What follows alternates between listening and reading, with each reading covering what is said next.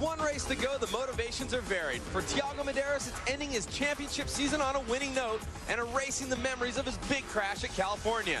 For PJ Chesson, it's one more win in his amazing breakout season. For Arie Luyendyk Jr., it's finally getting the winless monkey off his back. And for the rest of the Menard's Infiniti Pro Series field, it's one more chance to make a name for themselves at the Texas Motor Speedway.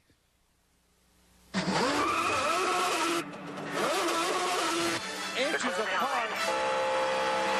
Taylor with both spin. There's contact. Taylor wins it. Whoa! Here they come to the outside of Chandler.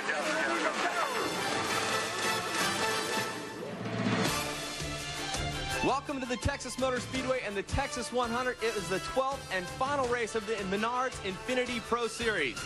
Hello everyone, I'm Cameron Steele alongside Robbie Buell, former IndyCar race car driver, and I'm going to tell you right now, the high banking here, a lot of people are talking about it. Is it the great equalizer? Well, you got 24 degrees of banking. What that does is it mechanically helps these cars get through the corner, so it doesn't place as much emphasis on car setup. So if your car isn't handling well, you got a better chance of staying with the pack, as well as some of the less experienced guys are going to find it easier to stay with the more experienced guys. So Robbie, what you're saying is we're going to see a little bit more of an equal playing surface. Everybody's going to be able to stay together. If that's the case and they're bunching up, what kind of race are we going to see here? Well, when the green flag drops, these guys are going to go flat out, which is very different from the IndyCar race where you have pit stops. These guys don't have it. They're running flat out from start to finish. Less strategy, more on the gas, everybody going for it at once, and another guy that's going to be going for it is with Jamie Little right now, a former winner on this series. It was more than 2 years ago when Ryan Hampton collected his lone Pro Series win at the Gateway International Raceway. Hampton dominated the weekend, leading all 3 practice sessions and winning the pole, before becoming the first driver in series history to go wire to wire, leading all 80 laps. And now we're joined by Ryan. We're lucky enough to have him back for his 6th Infiniti Pro race, but you've been gone for 2 years. Where the heck have you been? I've been driving cars sideways and drifting and burning up tires the last 2 years for a factory team, but I'm back. So I take it you missed us. Yes, I did. It's definitely good to be back in a car, and it's a good feeling to be back with the family that I left. All right, well, we're happy to have Ryan back, and he's easy to see, guys. Number 3 car, he has Busch Cheney 04 on his side pods. Go figure. We'll get that story later, Cameron. Well, thank you very much, Jamie. Let's check out how they stack up on the pole. Thiago Medeiros with the track record 189.592. He has won 5 times with 7 poles. Travis Gregg, only his 3rd start. He starts on the outside of row 1. Then Arie Luyendyk on the inside of row 2 in his 31st ever start. Alongside him will be John Herbin, only his 3rd start with his 6th in California. Inside of row number 3 will be Al Unser, 21 years old, and he is driving with a broken thumb. On the outside will be Paul Dana, who with this start will clinch 2nd place in this series. On the inside of row 4 will be the oldest gentleman in the start here, 53-year-old Gary Peterson. On the outside, Jeff Simmons, who tangled at the last event with Thiago Medeiros and didn't finish. Row number 5 on the inside will be Leonardo Maya. His best finish on the season, a 3rd. On the outside, the number 3 car of Ryan Hampton, the drifting car driver. Talked about getting sideways in practice, and he did do that at 180 miles an hour. PJ Chesson and his brother James share row number 6. Row Chesson, we like to call it. 4 total wins coming from that row in not very many starts. The next row, 7 on the inside, will be PJ Abbott. On the outside will be Scott Mayer in his 1st start here in the Menard's Infiniti Pro Series. And row 8, Rolando Quintanilla, and there they go. We got some green flag racing getting started, Robbie. Yeah, we do, and those guys are single file right there with Thiago leading them down, followed by Travis Gregg. And talking to Thiago early on, he said, I'm going to stay on the bottom of the racetrack and make everybody go around me on the high side. So let's see how that plays out.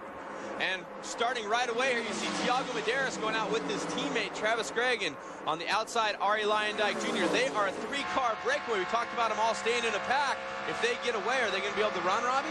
If these 3 guys that we're looking at right here, if they work together, yeah, they can break away from that pack behind. Now, if these guys start racing hard and go side by side, that pack, if the pack's smart, will catch them.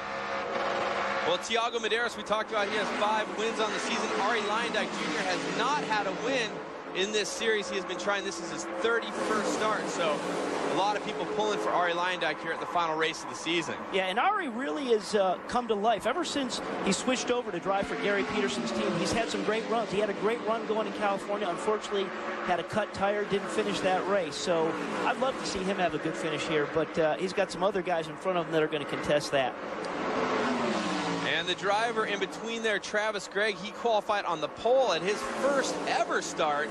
He ended up in 5th place that race, and he said it was just total rookie mistakes. He overdrove the car, burned up the tires a little bit, but he says this time he is going for the win as he looks forward to next season, a full year in these cars. Yeah, Travis Gregg did a great job in his first race. I mean, yeah, he says he only finished 5th, but for his first time out, to be on the pole and lead, to lead a number of laps that he did there, I think he's pretty mature.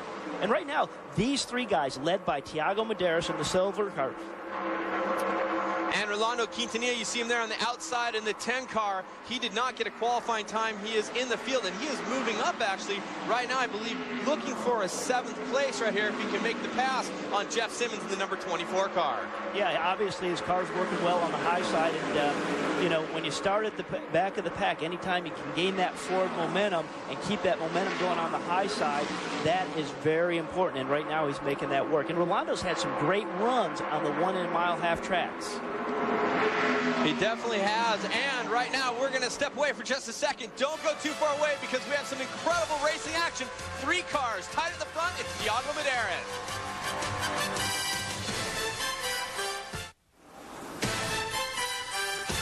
Today's Menard's Infiniti Pro Series Texas 100 is being brought to you by Firestone Tires. For more information on Firestone Tires, visit your local Firestone retailer. And we are back at the Texas Motor Speedway for the Texas 100, and we are under yellow. And I gotta say, Robbie Buell, we had a heck of an incident there in turn 4. Let's take a look at it. Yeah, sure. We're gonna look for Paul Dana's car here, right there in the middle screen. The rear of his car breaks loose. He gets down and unfortunately gets Leonardo Mile, Ryan Hampton, and James Chesson are all part of that mess. There is his rear brakes loose. He slides up, and that's James Chesson, the red car, that really takes the big hit.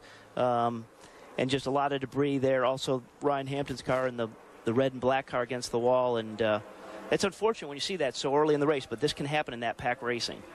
And there you see his car breaks loose, hits Leonardo Maya. Boom, comes up, just tags the back of Ryan Hampton's left rear car, but that's enough to send him to the wall. Unfortunately, like I say, James Chesson had nowhere to go and just careens into the side of his car right there. And that's unfortunate. And also, we have Gary Peterson that then unfortunately gets caught up in some of this debris that came from here, and he's out of the race as well. Also tangled up in that wreck, like you're saying, Gary Peterson. So 5 cars are now out. 10 cars will continue on when we go back to green flag racing. And right now, your leader is Thiago Medeiros. Look at all the records that Thiago holds. Consecutive wins for pole positions 8. I mean, it goes on and on. This guy is a great driver, but he has a lot of work ahead of him here because his partner right now, his teammate Travis Gregg, going for him on the restart. Yeah, and then he thought better of it. Now, it'll be interesting to see. We saw these guys, Thiago, Travis Gregg, and Arie Luyendyk, earlier work together. They worked in tandem to pull away from John Herb, who was leading that second pack of cars. Let's see what happens here. It looks like John Herb, the 4th car there, the white and blue car, is tagged onto this group, and they're going to check out as a foursome. That's a very fortunate thing for John Herb. He's been talking about how his car's been working. He's been very happy. This is only his 3rd race that he's running at the Menard's Infiniti Pro Series, and things seem to be going very well for him. Very lucky for him that he was able to jump onto that group. Those 3 drivers have proved that they are very fast at all times when they're on the track, and John Herb jumping in there with them. Yeah, and you see these guys all nose to tail. They're all nose to tail here. They're going to pull away from that 4th pack, and John Herb is playing that game. He's just sticking right on the back of Arie Luyendyk. And John Herb in the Aircon Matt Young Motorsports car, his co-owner in that car, Matt Young, one of the youngest ever in IndyCar racing at only 18 years old. He's trying to launch his own group with his ownership and maybe get into this series all year next year. Yeah, what a great story and what a great experience here that these guys are having, especially with John Herb. Had a great qualifying effort, and now we see that he's part of this lead pack. The 5th car that you see there, the red car on your screen, that is P.J. Chesson kind of closing in to be part of this group too. And definitely something to point out, they're bunching up more. The top 3 cars weren't able to get away, and right now Jamie is with Paul Dana. I'm here at the medical center now with Paul Dana. Good news is he's out. Paul, you were the first car involved. What happened? You know, I have no idea. That it just instantly snapped sideways, and we were gone. And it's a shame in the big pack that we ended up taking a bunch of cars with us. It looks like everyone's okay. That's the good thing. What happened with Rolando Quintanilla? It looked like he may have checked up a little bit on you. Not sure. I'm trying to figure that out, honestly. I was looking at it on video. It looks like he checked up a little, and I maybe pinched it, trying to think I was going to go under him, and just pinched it a little bit, threw it sideways. Obviously, you know, I'm a little surprised by it. My mistake. It's a shame we took everybody out. Ethanol car, we finished second in the points. Obviously, that's a good thing for today, but it's not how we wanted to finish the year. Thanks, Jamie. That is good news. And Robbie, the initial reaction was that he didn't get caught up in a checkup, but then, you know, when he thought about it for a second, maybe. Yeah, that's a tough thing to say. It's unfortunate to see those guys out. And here, look at this lead pack. These guys are all single file. Our leader of that, Tiago Medeiros, he told me before this, he's going to keep his car on the bottom next to that white line, and he's going to make anybody that needs to go by him on the high side. And he doesn't think they can go by him on the outside as long as he has somebody to push him through the air behind him. And we're getting some information that Travis Gregg is reporting that his car is loose. Oh, see that? It looked like a little wiggle maybe there. And the question I have about Travis Gregg, he's newer to the series. Tiago Medeiros and Arie Luyendyk Jr., they were teammates before. Is there a chance that Arie would jump in behind Travis to try to help him go by, or is he going to stay with Tiago regardless of what happens? No, I think they're just worried about setting themselves up for each one of them to win this race right now. But I think it is interesting how that's all materializing. Travis Gregg is saying his car's a little bit neutral. Maybe that's part of why he's just poking up a little bit on the high side just to get in cleaner air. But, you know, remember, we have 24-degree banking around here, and it doesn't place a premium on car handling as much when we have that kind of banking that gets these cars through the corner. And you're looking there at Al Unser in the number 2 car, and he has a new sponsor on board, Terre Haute First National Bank, bringing him here to this event. He's racing with a broken thumb. He has a pin in it, but he had the wires removed from it. How much effect does that have on him on his left hand? I don't think it has that much. When I asked him about it earlier, it was really a non-issue. Well, that's a good thing.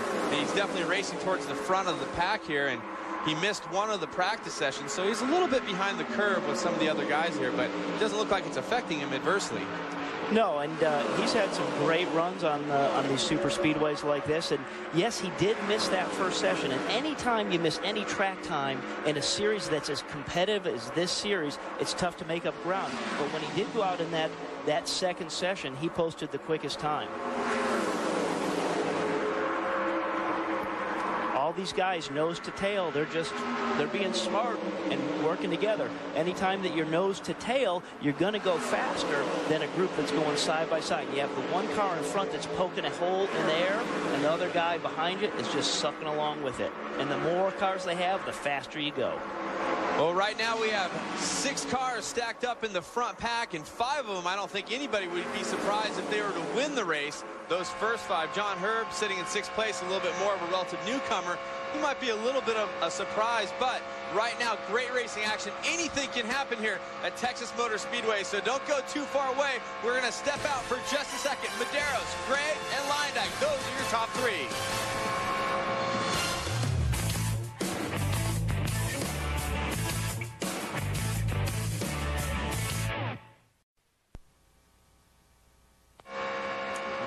To the Texas Motor Speedway. You are on board with 2nd place running Travis Gregg in only his 3rd ever race.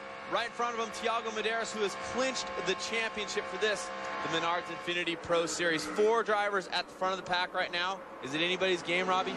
Yeah, it is anyone's game. And these guys are staying single file, and they are breaking away from the 5th place car that is led by Simmons, and that's got P.J. Chesson and John Herb. That's the next group. These guys are being very smart in terms of the way they're breaking away. But it's interesting. We're on board there, like you say, with Travis Gregg. His car looks like it's handling pretty well. Just from looking at his steering input, it's really rolling through the corner well. Look at that. There, he got out of the throttle. So he's staying back there. That's good thinking. I think Jamie's got an update for us. Jamie Little? Well, Cameron, I believe the number 5 and number 11 cars are both being powered by the memory of actor Christopher Reeves, who died 1 week ago. Their owner, Sam Schmidt, had a working relationship with Christopher, and Sam himself is a quadriplegic. So they work closely together. He's mourning Christopher's loss, and he's running stickers on both cars in his memory. And Christopher Reeve, a great activist. I also have a friend, Chris Ackerman, who's a quadriplegic, and he looks forward to a lot of things that Sam Schmidt is doing. And right now, his race cars are doing an unbelievable job. And you saw there in the dogleg, looks like Travis Gregg has a little bit of a different line. You see him like kind of coming behind Tiago. What's going on there? Yeah, you know, when we saw that from the onboard, I'm not sure if all of a sudden he got down on the white line and then jerked the car up. What he's doing there through the corner, when you see him just get a little bit on the high side of Tiago, he's just getting in a little cleaner air. He's getting the right side of that car in cleaner air, so the car's just more consistent through that corner. But as you know, we look on board there, his input on that steering wheel, he's just rolling into the corner. He's not doing anything crazy with that steering wheel or jerking it. He's got a good handling race car. And right there, it looks like a pass being made or attempted to be made right behind. That's Al Unser. Was on the outside of Ari Leyendijk Jr., but not able to make that stick. Ari holding position. And that is P.J. Chesson, who has multiple wins on the season. And his car owner, Catherine Nunn and Mo Nunn Racing, have put together a group of ladies who are going to test to see if they can get in the cars next year for the Menard's Infiniti Pro Series. So a great deal, different things happening with the series, and Catherine Nunn breaking down a lot of barriers. And right now, P.J. Chesson not having the greatest of runs, but he's had an interesting season, to say the least. Yeah, he's had a great year, and he's leading this second pack right now with John Herb and Simmons, and they'd love to catch this lead pack, but the lead pack's being smart in terms of just staying nose to tail. All right, well, next year we will be going racing in a couple new areas, and we're definitely going to be going road racing. And we asked some of our drivers about next year, the road courses and racing at the USGP event at the Indianapolis Motor Speedway. Even if I'm doing the IndyCar Series next year, I'd really like to do that race. I think it's going to be awesome for the sponsors, and you know, you get the Pro Series a lot more exposure. I think it'll be on the showcase for the world to see, and it really kind of solidify itself. I have a lot of experience on the street, at home, highway. I drive the hell out of my own car, man. It's great, but not too much on the racetrack. I love the schedule. The schedule is awesome for next year, especially getting out there with the USGP, which is looks awesome. We go to all those little local go-kart tracks where they have like series and teams and stuff, and we're pretty quick there, so who knows. And then all the, like my brother said, all the experience we get on the road, I mean, banging around the rental cars, that's good experience too, so we'll have to see. Give it a shot. It's not really rental car abuse if you can bring it back while it's still under its own power to the agency, right, Robbie? But words to live by. Words to live by. It brings up a good point, though, that a lot of these drivers are former road racers that turn oval drivers. The Chessons are going to have to go the other way. How's the learning curve going to be for them? I think it's going to be tougher going from oval experience to gain road course experience. One thing now, though, is go-karts have really come back strong, and there's a lot of little go-kart tracks, so that type of experience will benefit those guys well. And coming around right now, we are going to have 4 laps to go, and we have quite a lead pack. It's still anybody's game. 5-car pack. You see Ari Leyendijk swinging out maybe a little wide, looking for a little air, but where's the move going to come, Robbie? Is it going to be everybody trying at one time, or is it going to be different staggered moves? I think it's going to be different staggered moves from second place, from third place back. I think Travis Gregg in second. We know he's had some good runs on Tiago, but he's going to wait to the last lap. 3 laps to go, and Travis Gregg sitting in second place, and the man with all the records in front right now, Tiago Medeiros, he's got to be pretty wily, and he probably knows what Travis is going to try to throw at him. And also, they are teammates. They are teammates, but that doesn't mean anything right now. And like we said earlier, Tiago is going to stay on the bottom. Yeah, Al Unser made the stick up top there and went by Ari. So, and Ari's going to, you got to know Ari's going to come right back on the high side. Well, 2 to go at the line here. There's P.J. Chesson. We know he loves the high side of the racetrack. He's looking to the high side of Ari Leyendijk. And that's P.J. in the red car on the right side of your screen right now. And they're getting wide. We got a couple wide there. And Al Unser, his best finish so far in the season, he has 4 third-place finishes. So right now equaling that. But he looks like he's looking for a line around Gregg. And I thought Gregg might have been staying a little bit tighter there with Tiago. He's dropping back just a little bit. White flag is now out. This is our last lap of racing. What will happen? That's the question. They're tightening up. It's Medeiros, it's Gregg, and it is Unser. Those are your top 3 going towards the backstretch right now, going down it. Will there be a move for the lead? See Travis Gregg looking outside a bit. Will someone be able to get by Thiago Medeiros, or will he take his? Oh, and another win for Thiago Medeiros. A great performance, and the rookie in only his third race, the second place, a good finish as well. Yep. Yeah, and Greg did a great job there, smart, and he made a run at the end. It just wasn't enough. Thiago Medeiros tying the record for wins in a season. 7 wins for Thiago Medeiros, your season champion, and that record equaled by Mark Taylor, is the guy that had that record before. Yeah, and we know Thiago's the real deal. He actually tested with Ryan Reinbold Racing, our team, and the guys were really impressed with his ability. And like I say, Thiago's the real deal. Well, he said he didn't want to share the glory. It was his championship last week. He's got the flag out, the Brazilian flag. Thiago Medeiros, your winner. When we come back, we will talk to him. An unbelievable performance here in Texas.